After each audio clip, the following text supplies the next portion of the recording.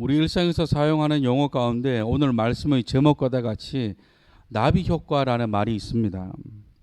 이 말이 저와 여러분들의 귀에 익숙한 건 지난 2004년도에 개봉한 같은 제목의 영화가 있었기 때문이 아닐까 싶기도 합니다. 사실 이 나비 효과라는 말은 1952년에 출간된 미스터리 작가인 브래드 버드가 쓴 단편 소설에서 처음 등장한 용어라고 합니다. 그리고 이 말이 시간이 지나 1972년 한 기상학자의 강연 제목으로 쓰이면서 대중들에게 알려지게 된 용어입니다. 그 강연의 제목이 우리가 잘 알고 있는 브라질에서의 한 나비의 날갯짓이 텍사스에 돌풍을 일으킬 수 있는가입니다. 또한 이 말을 근거로 남아메리카의 한 나비의 날갯짓이 지구 반대편에 있는 동남아시아에 태풍을 불러일으킨다라는 말로 자주 사용되곤 합니다. 이 말의 핵심은 일반적으로는 사소한 사건 하나가 나중에는 커다란 효과를 가지고 올 수 있다는 의미로 사용됩니다. 또한 한편으로는 미래에 대한 예측이 불가능할 때도 이 말을 사용하고는 합니다. 2004년에 개봉한 나비 효과라는 영화에서 이 말이 잘 드러나는데 저도 아주 흥미롭게 본 영화입니다. 간단히 줄거리는 이런 내용입니다. 남자 주인공이 있는데 이 남자 주인공이 어린 시절 마음에 큰 상처를 입게 되었습니다. 그런데 이 일로 인해 자신의 삶이 피폐해지고 정신과 치료도 받아야만 하게 되었습니다. 그러던 어느 날 예전 일기를 보다가 그 일기장을 통해 과거로 돌아갈 수 있다는 사실을 알게 됩니다. 그러면서 과거로 돌아가 자신이 지우고 싶었던 사건들이나 막을 수 있었던 일들을 막아냅니다. 그리고 다시 현실로 돌아오자 자신의 현실이 바뀌어 있는 것입니다. 다시 말해 과거의 작은 사건 하나를 바꾸자 모든 것들이 바뀌어 버렸다는 것이죠. 그래서 저도 이 영화를 보고 난 뒤에 나는 어떤 과거로 돌아가서 어떤 사건을 바꿀까 생각해 본 적이 있습니다. 하지만 영화는 영화일 뿐 바뀌는 일은 없습니다.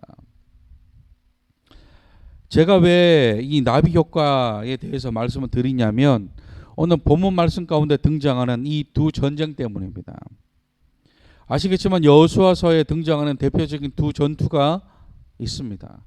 하나는 여리고성 전투이고 또 하나는 아이성 전투입니다. 결론부터 말씀드리면 이 두 성의 전투에서 이스라엘이 승리하기에는 합니다.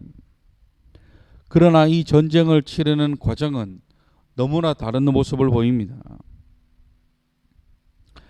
먼저 여리고 성과의 전투에서는 단 한 명의 희생자도 없이 이스라엘이 승리합니다. 그것은 하느님의 방법으로 전쟁을 치렀기 때문입니다. 하나님께서는 여호수아 7장에 여호수아와 이스라엘 군사들에게 매일 하루에 한 바퀴씩 여리고성을 돌려고 명령하십니다.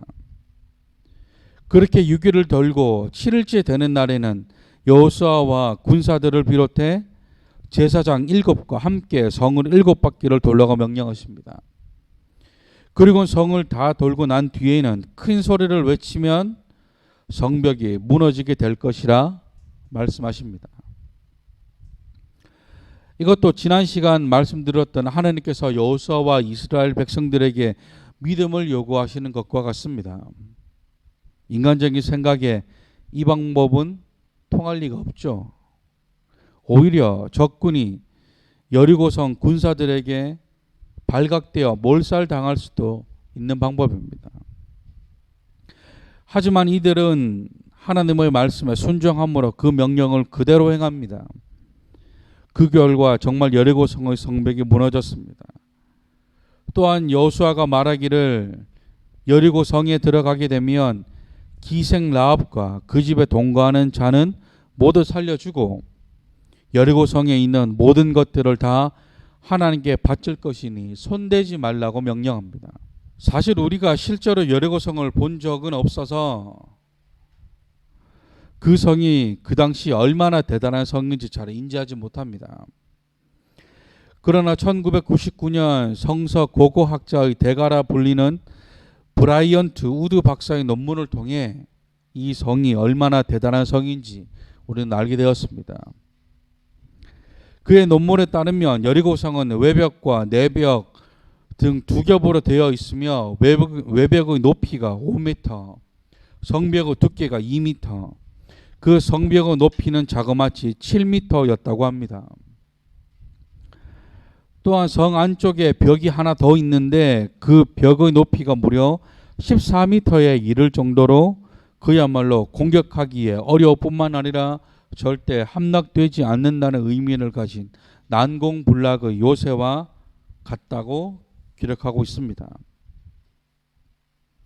그런 여리고성이 하나님의 말씀에 순종하니까 무너집니다. 순종하니까 기적이 일어난 것이죠. 그런데 아이성은 좀 다릅니다. 아이성은 여리고성보다 정말 보잘것 없었던 성입니다. 여수와 8장을 보면 아이성 인구가 약 12,000명이라고 말씀합니다. 그렇다고 한다면 그 중에 전쟁을 할 수 있는 남자 어른은 고작 3,4천 명밖에 되지 않습니다. 작은 규모였다는 것이죠. 이에 이스라엘도 비슷한 규모로 3,000명만 올라가서 아이성을 치게 합니다. 그런데 올라갔던 3,000명이 아이 사람들을 만나자 도망가 버리는 겁니다.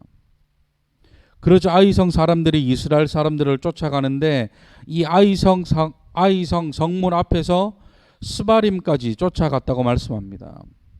또한 이스라엘 백성들이 언덕을 내려오는 동안 아이성 사람들이 이스라엘 백성 36명을 쳐 죽이기까지 합니다. 이 일로 인해 7장 5절 말씀에 이스라엘 백성의 마음이 녹아 물같이 되어버렸다고 말씀합니다. 이 표현의 쉬운 성경에서는 이스라엘 사람들이 이 일을 보고 매우 두려워하였다라고 말씀합니다. 매우 두려워하였다. 이 여호수아와 이스라엘 백성들이 아이성 전투에서 패배한 이유에 대해 서울신학대 구약학 교수이신 권혁승 교수님이 쓴 칼럼에서 여호수아는 다음과 같은 점에서 영적인 나태함을 보여주었다고 기록하고 있습니다. 그 이유를 보니까 첫 번째는 하나님의 지시나 허락을 받지 않고 전쟁을 나갔다는 것입니다. 그리고 두 번째는 자신은 참여하지 않고 부하들만 전쟁에 내보낸 것이고, 세 번째 이유는 여리고성 점령으로 인해 자만에 있었다는 것입니다. 그리고 마지막 네 번째로는 아이성이 작은 성이라 얕잡아보고 특별한 전력을 세우지 않고 무작정 전쟁에 나갔다는 것입니다. 이것들이 아이성 전투에 관한 여호수아가 보여준 실수라는 것이죠. 맞는 말씀입니다.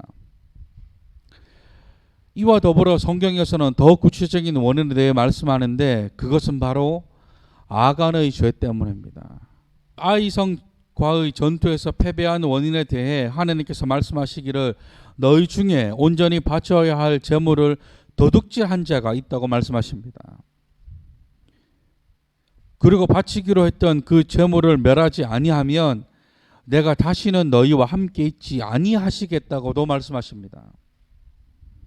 이에 하나님께서는 여호수아에게 제비를 뽑아 누가 도둑질했는지 알게 하시겠다고도 말씀하십니다. 그 결과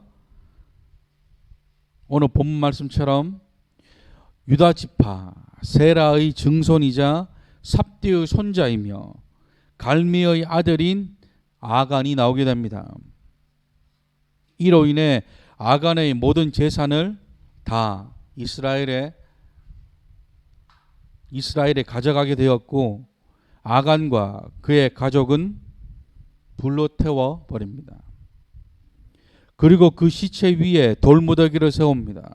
그리고 그곳의 이름을 아굴 골짜기라 부르기 시작합니다. 보세요. 승리를 장담하지 못했던 여리고성의 전투에서는 승리했지만 승리할 수밖에 없었던 아이성 전투에서는 패배합니다. 무엇이 이런 결과를 초래하게 한 것일까?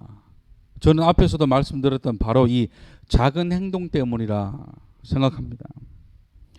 여리고성을 무너뜨리기 위해서는 하나님의 말씀에 순종해야 했던 것도 있지만 그 가운데 가장 작은 순종이 있다고 한다면 그것은 그 성을 도우는 동안 침묵해야 했다라는 것입니다.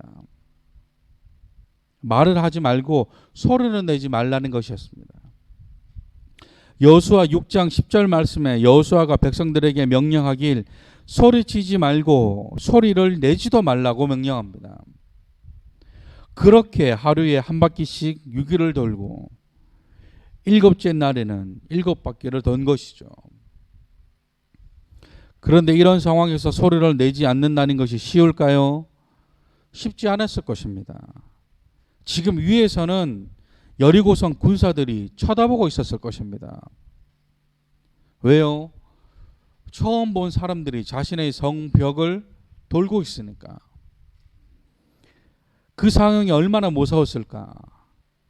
그런데 소리를 내지 않아야 했습니다. 작은 것에 순종한 것이죠. 그런데 얼마 지나지 않아 순종은 불순종으로 바뀝니다. 하나님께 바치기로 했던 제물을 도둑질하죠. 그 결과 백성 36명이 죽었고 첫 번째 아이성 전투에서는 패배합니다. 아간 한 사람의 불순종이 자신의 가족을 죽음에 이르게 했고 더 나아가 이스라엘을 패배하게 했습니다. 제물에 대한 욕심, 그 작은 것에 순종하지 못해서 자신과 온 나라를 힘들게 합니다. 저는 이 말씀을 준비하면서 진짜 작은 변화가 큰 변화를 몰고 올 수 있다는 것과 작은 순종과 작은 불순종이 얼마나 다른 미래를 가지고 오는지 깨닫게 되었습니다. 그렇다고 한다면 저와 여러분들의 모습을 점검해 보셔야 합니다. 나의 작은 습관, 나의 작은 말투, 나의 작은 행동이 하나님 보시기에 옳은지 점검해야 한다라는 것이죠. 나의 작은 신앙의 습관이 하나님 보시기에 칭찬받을 만한지 돌아보셔야 합니다. 그렇지 못한 것이 있다면 그 모습부터 변화가 시작되어야 합니다. 하나님께서는 우리에게 큰 것을 바라는 것이 아닙니다. 내 작은 행동들, 내 작은 생각들, 그런 것들이 하나님 보시기에 칭찬받을 만한 것으로 변화되기를 원하시는 것이죠. 그런 작은 변화가 큰 변화를 이끌어낼 수 있다는 것입니다. 더 겸손하게, 더 그리스도인답게 우리의 모습이 변화될 수 있도록 하나님께 은혜를 구하셔야 합니다. 나의 작은 습관들이 얼마나 다른 미래를 가지고 오게 될지 잘 생각하시면서 우리의 모습을 더 냉정하게 돌아보셔야 합니다. 나의 작은 습관의 변화를 통해 하나님과 더욱 가까워지시는 저와 여러분들이 되시기를 주님의 이름으로 축원합니다.